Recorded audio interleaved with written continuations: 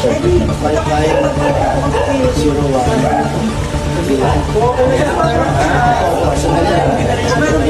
na kayo bukas. Kasi ma'am, maraming tao.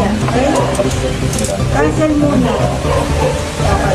Na, Pati na yung media. sabi mo yan. Pambilya, no? Ba't may media po? Ay, hindi ko naman malap yung media. Hindi. Saan ba yung galing? Diyan. Okay.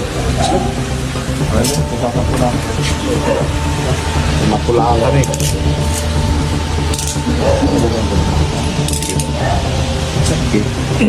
oh, Mr. Rayali.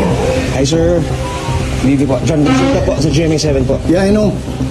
I know this is all set up, so don't worry.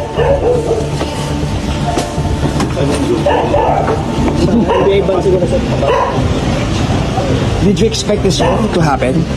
No, I was ready to post my bail kanina. Opo. Kaya lang, wala pang warrant kanina eh. Okay. That's why I'm surprised they have a warrant tonight.